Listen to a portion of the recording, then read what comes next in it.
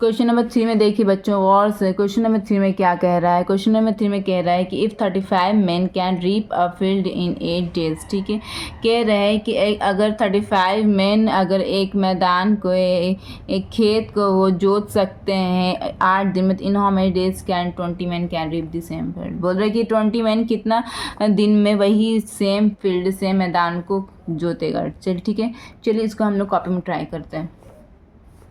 Question number 3 यहाँ पर। ठीक है, हम जैसे कि आप लोग मेरा पिछला वीडियो देखा होगा तो उसमें कुछ हम की पॉइंट्स बताया होगा इस चैप्टर को सॉल्व करने में, वही की पॉइंट यहाँ पर भी यूज़ होंगे। ठीक है, तो यहाँ पे क्या लिखा हुआ है, पहले यहाँ पे डेटा दिया हुआ है, यहाँ पे एक सिचुएशन यहाँ पे गिवन दिया रहता है। ठीक है, एक सिचुएशन यहाँ पे गिवन दिया था, जैसे कि ये सिचुएशन 1 यहाँ पे गिवन है, number of man number of days ये गिवन है। दूसरा सिचुएशन में नंबर ऑफ मैन दिया हुआ है, नंबर ऑफ डेज मांग रहा है। दूसरा सिचुएशन इनकम्प्लीट देता है और एक सिचुएशन कंप्लीट देता है। मैथ्स में यही खासियत है कि पहले एक सिचुएशन गिवन दे देता है, दूसरे सिचुएशन को फाइंड कर कहता है। तो इसके अकॉर्डिंग मैंने लिख लेती हूँ। ठीक है, सिचुएशन 1 में क्या कह रहा है, नंबर ऑफ मैन को मैं लिख देती हूँ m1। m1 क्या है 35।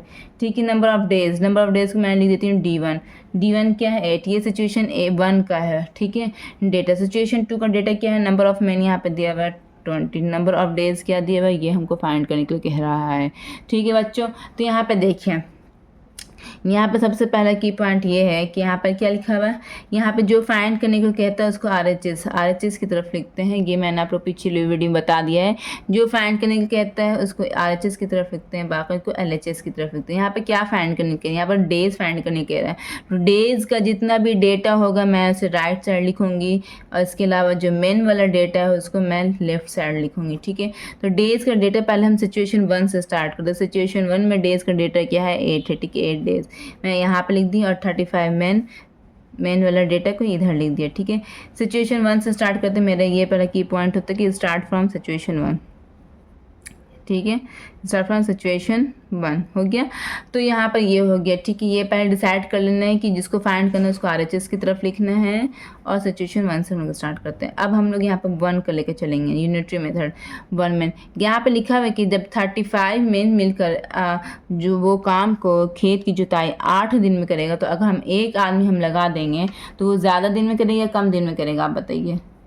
ऑफकोर्स जब 35 आदमी जब एक काम करने में 8 दिन लगा रहा है तो एक आदमी उस काम करने को और ज़्यादा दिन लगेगा। ये तो आप सोच कर ही आप बताइएगा कि एक आदमी जो काम करेगा उसको और ज़्यादा दिन में करेगा, जितना 35 आदमी मिलकर उस काम को 8 दिन में कर रहा है उससे तो ज़्यादा ही करेगा। तो जब ज़्यादा आने के चांसेस रहते हैं, जब ज़्यादा आने के चांसेस आंसर रहते हैं तो वो मल्टीप्लाई होता है। ठीक है, तो यहाँ पर क्या होगा, यहाँ पर 8 × 35 मल्टीप्लाई हो जाएगा।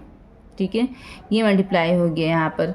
अब नेक्स्ट हम लोगों को क्या करना है, नेक्स्ट हम लोगों को यहाँ पर ये करना है कि अब मांग क्या रहा है, सिचुएशन 2 को हम लेके जाइए। सिचुएशन 2 में क्या मांगा 20 मैन।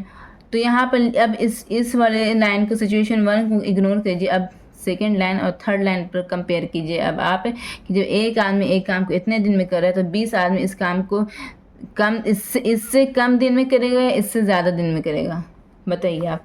जब एक आदमी इस काम को इतने दिन में कर रहा है तो 20 आदमी को जब हम लगा दिया तो ये जल्दी करेगा या देर में करेगा। ऑफकोर्स जब 20 आदमी आकर उस काम करने लगेगा तो वो काम जल्दी कंप्लीट होगा, उसको कम टाइम लगेगा तो ये जल्दी करेगा। तो जब जल्दी करेगा तो यहाँ पर क्या होता है, यहाँ पर डिवाइड हो जाता है। डिवाइड का निशान मतलब फ्रैक्शन दिए दिया, इसको उठाकर नीचे लिख दिया, हो गया। अब काट दीजिए, 4 2 8 4 5 25 1 5 5 35। तो यहाँ पर क्या आ गया 2 × 7 = 14 डेज। यही आपका आंसर हो गया है, आप लोग बुक में चेक कर लीजिएगा। ठीक है।